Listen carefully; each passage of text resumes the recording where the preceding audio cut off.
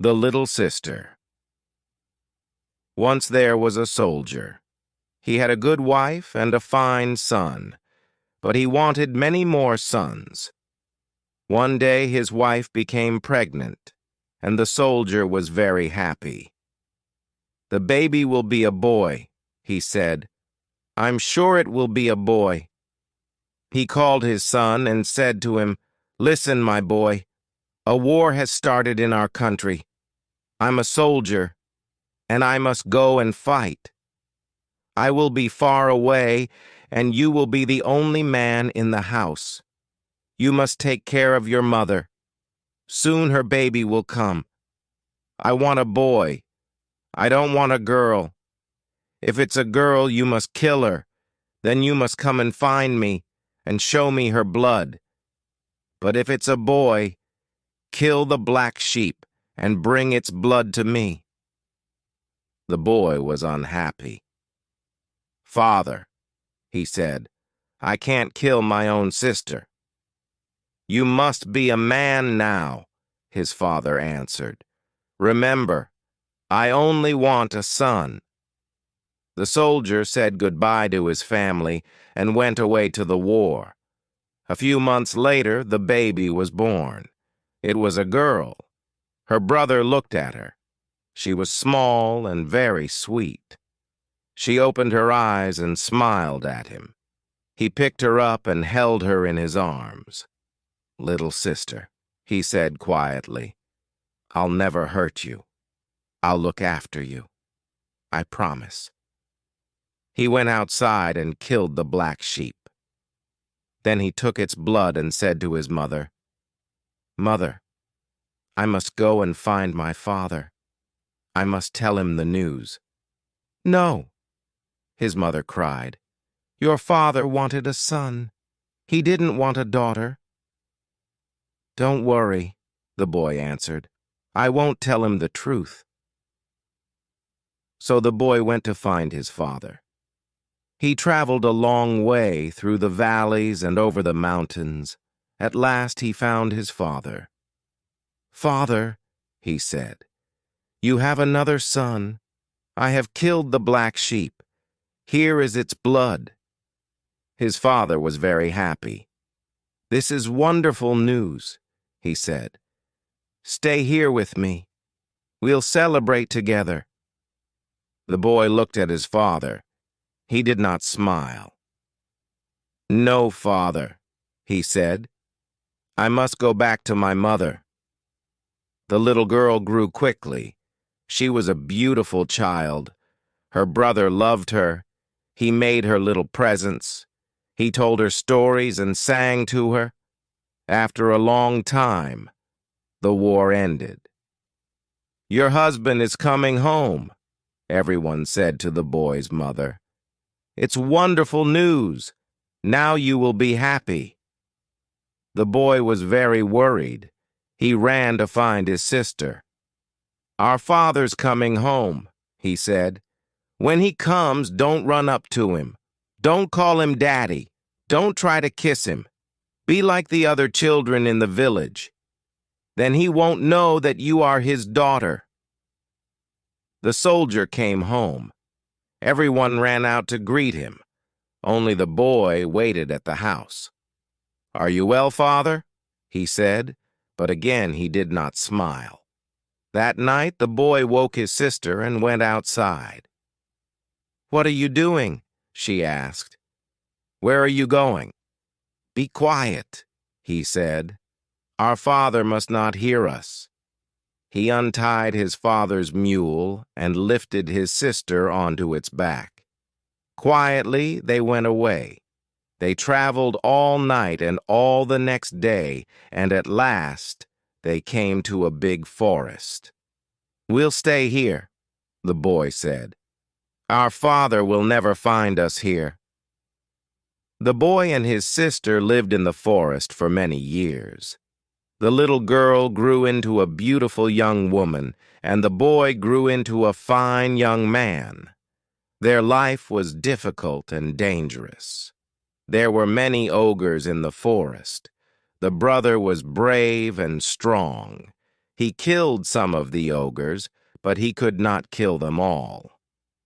One day, a clever young ogre was walking past the house. He saw the girl, and he fell in love with her. "I want her," he thought. "I'm going to marry her." Every morning he watched her house.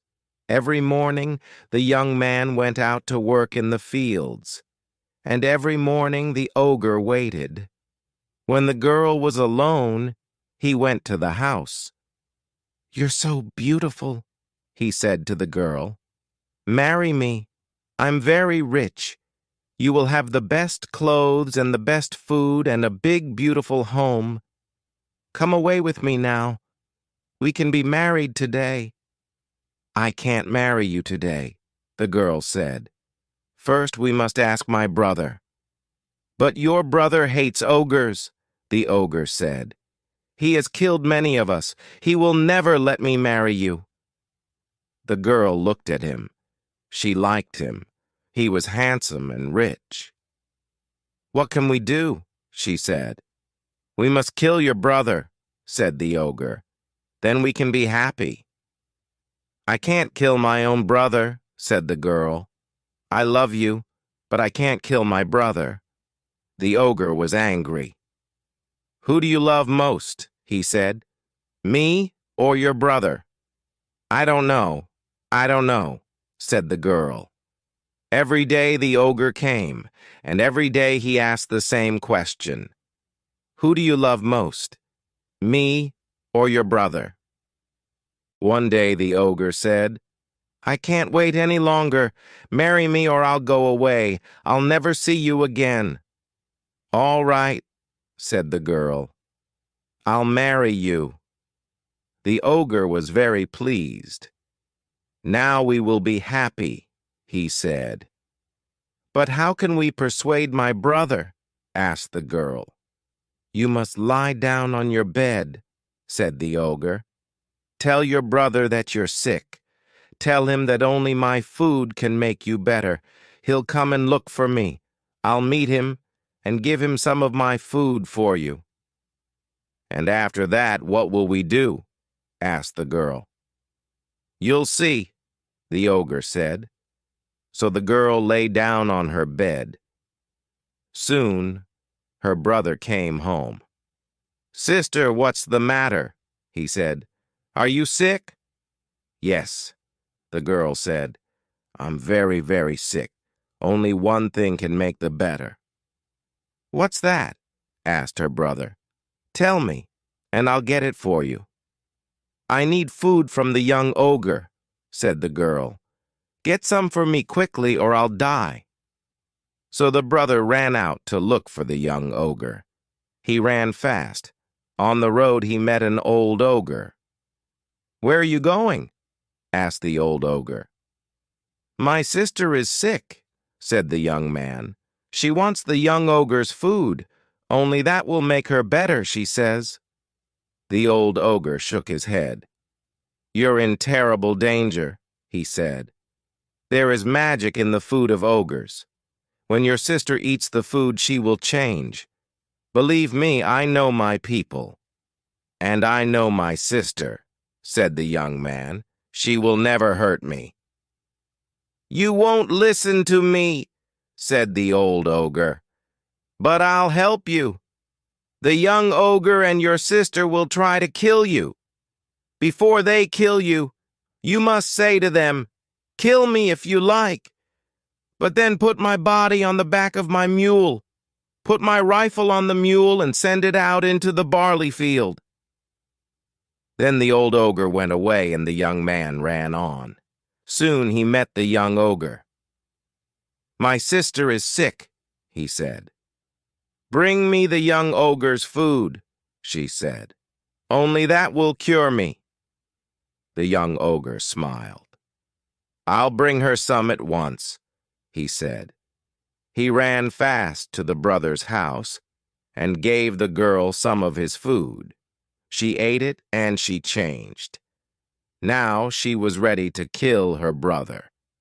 Her brother came into the house. His sister was standing up. "Sister," he said. "You're better." "Yes," she said. "The ogre's food is a wonderful medicine. I'm quite better now. I feel strong and very happy. Brother, when I was sick, I had a dream.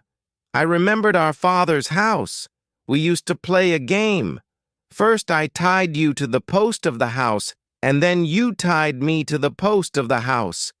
Do you remember that game?" Her brother smiled. "Oh, yes," he said. "I remember that game." "Let's play it now," said the girl. "Tie me to the post." So the young man tied his sister to the post of the house. They both laughed. "Untie me now," said the girl, "and I'll tie you." So the young man untied his sister from the post of the house, and she tied him to it. Then she went to the door of the house and called out, "Master, he's ready. Come now and kill him." The ogre ran into the house. He had a knife in his hand. "Stop! Wait!" said the young man. "You're going to kill me. I know that. But promise me one thing. Take my body and put it on my mule. Put my rifle on the mule and send it out into the barley field." "All right, I promise," said the ogre. "You'll be dead. You can't hurt us then."